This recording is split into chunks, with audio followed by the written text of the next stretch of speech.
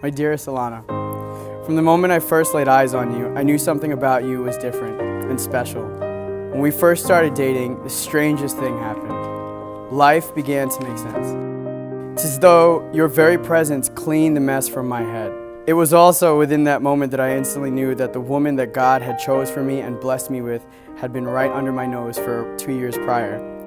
When I went out and bought that promise ring, only to ask you to be my girlfriend, I knew that I would be standing on this altar right now looking into the same beautiful brown eyes I laid into that night. Baby, we made it. Sick. In your face, we did it. We made it through some serious storms. And there are a few things that I vow to do as your new husband. I vow to love and cherish you with every fiber of my being, to hold you up and support you through every trial, to be your shoulder to cry on and your protector from harm. I vow to be the spiritual leader that God has called me to be for you and our future family. I vow to always be your best friend and have the most fun that we can possibly have, to always make you smile and laugh till your sides hurt. I vow to always have an open ear for every conversation and argument, even when I know that I'm right. What? I vow to make sure that I thank God every day for giving me the greatest gift on earth, a friend, a duet partner, and a beautiful wife. And lastly, I vow to make sure that I look into your eyes and tell you how you're the best thing that's ever happened to me every single day till we die. I remember the night we held hands for the first time. Flirting friends, on break at work, you reached over and slipped your fingers through mine.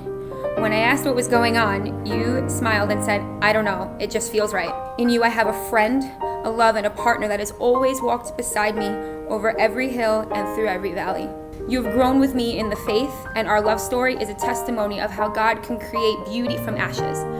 I promise to cultivate a home where you and someday our children feel the love of Christ and His presence within. I promise to pray with you and for you, growing in the Lord at your side and looking to Him as you lead our family in all that God has planned for us. Nigel, to see how much you've changed my world in just 4 years, I can only imagine what you can do with a lifetime. You are my living proof of God's faithfulness and His amazing grace. I promise to love you more each day than the day before. I love you forever.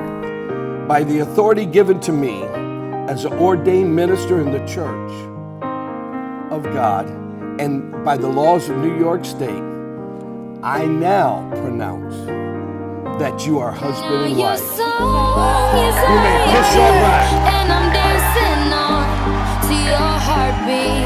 And when you're gone, I feel incomplete. So if you want the truth, I just wanna be part of your symphony. We hold me tight and not let go. Symphony, like a love song on the radio. We hold me tight and not let go. I still remember the first time I met Alana. When I showed up, Nigel and Alana were acting lovey-dovey, and I do mean disgustingly. I mean to a gross point level. My now wife and I both looked at each other and wondered, we'll wonder how long this is gonna last. It's been 4 years, it hasn't stopped. The best thing about having a sister is that you always have a friend. A friend to steal the clothes you planned on wearing the next day. A friend to eat the Red Lobster leftovers you've been thinking about all day at work. A friend that's always there to see you through all the good times, the bad times, and more importantly, the funny times. As for Nigel, I honestly don't remember first meeting him. I do, however, remember feeling that Alana had found the one. She was happier than she had ever been. It seemed she had finally found her home. I feel proud. I am proud to see you taking these huge steps, and I don't give a crap what anyone else says. I love you, and I love you, okay? Be happy. Here's to life filled with love, overflowing with blessings, and centered on Jesus. And in the words of the old country, L'chaim. Your song is